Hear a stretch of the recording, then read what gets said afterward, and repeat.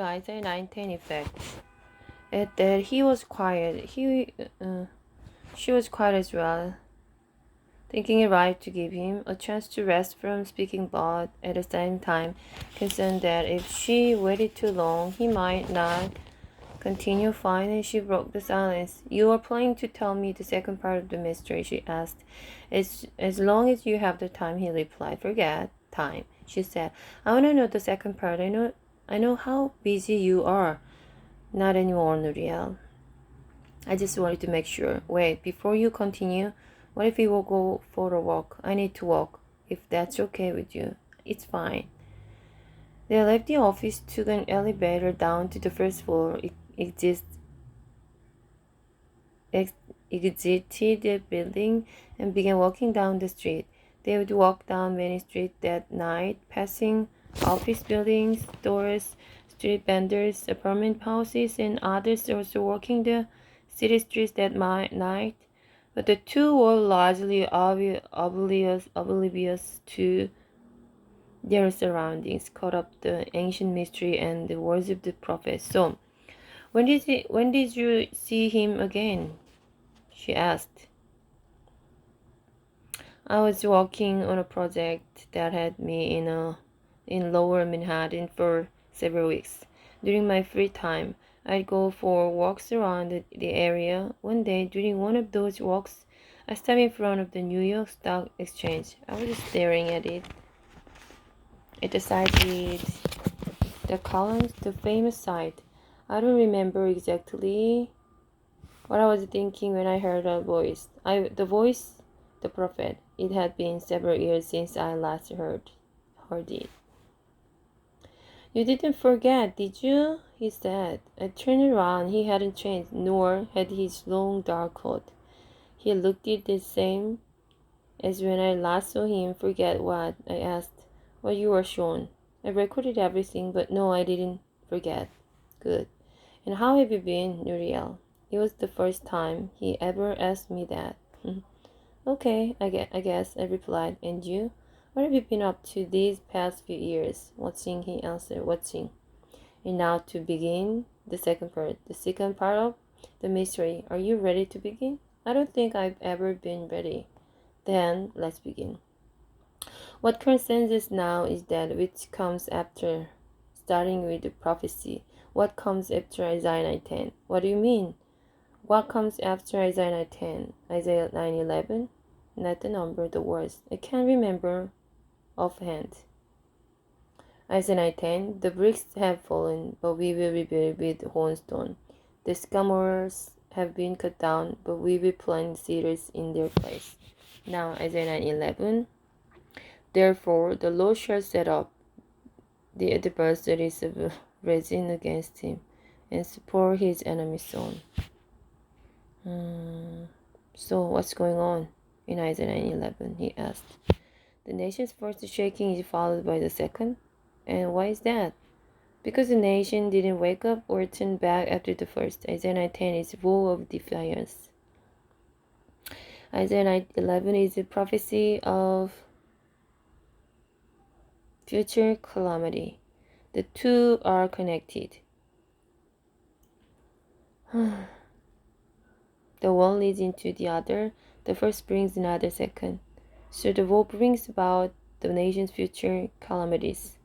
I asked. "The woe," he replied, "but not the woe alone. If you were near a woe and nothing more, it would have ended differently. It's what the nation did once the woe was made that determined its future, which was. They fulfilled the vow with quarried stones and cedars. The nation embarked on the campaign to rebuild and fortify itself to emerge stronger and greater than before. So by executing the vow to defy the first calamity, the nation ends up ushering in the second. Or the second disaster is brought about by the very campaign to prevent it. But why? What would happen, Uriah, if a gardener tried to remove a weed from his garden by cutting off its leaves? He asked. The leaves would grow back, I replied, and if he cut off its stem, it would sprout another. His efforts would be doomed to fail. You can't solve a problem by dealing with its symptoms, its manifestations.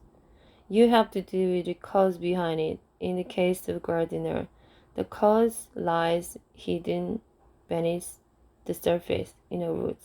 So even if he solves one problem, another will reappear, and another, and another, until he finally deals with an underlying problem, the root. So in other words, Israel's real problem was a spiritual one. It's separation from God.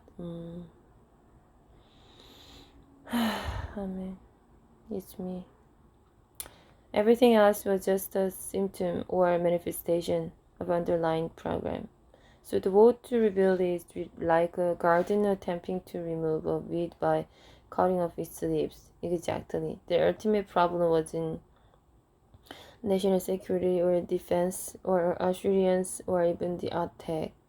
If a nation's underlying problem is spiritual, then all the political, economic, or military solution will do nothing to remove it. Such things can only treat symptoms.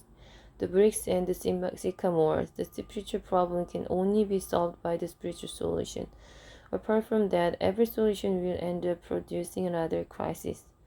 So the only solution is to return to God. But Israel would choose otherwise. The nation would harden itself, seeking to come back stronger without addressing its spiritual descent. And the strategy appeared to be working for a time. The clearing away of the ruins, the construction, and the sight of a nation rebuilding itself created a sense of national resurgence. But it was all an illusion. The judgment hadn't been averted, only masked. The root problem was never addressed. They are moving farther and farther away from God. The resurgence was hollow. They had vowed to rebuild, but what they were building was a house of cards, and in time it would all collapse. And it all began with a vow. It was a vow that set it all in motion, he said. The same spirit of defiance that led to vow would eventually lead Israel to reassert itself, to flaunt its strength, and through a series of strategic maneuver to challenge the Assyrian Empire. The challenge would lead to calamity. So it was the vow and the spirit behind the vow that triggered a chain of events that would ultimately bring about the nation's destruction. The harbingers are manifestation of the vow, I said. So is it inevitable that the harbingers lead to calamity? The harbingers lead either to calamity or redemption. If they lead to redemption, if not, then to calamity. Now, it's been years, Nuriel, but is it possible that you still have the last seal? I reached into my coat pocket and pulled it out. The one he gave you at the Capitol? And I asked. Yes, with the image of the scroll on it, the seal of the ninth harbinger. But you gave up on seeing him again. That's right. So why did you still have it with you? I didn't know I did have it until I reached into my pocket for a time after that last meeting. I made sure to keep it with me as I did with every seal, but after giving up hope of seeing him again, I wasn't as careful to make sure still it was there in the pocket of my coat, and that's what I just happened to be wearing that day. So you gave him a seal, and as he examined it, he began to speak.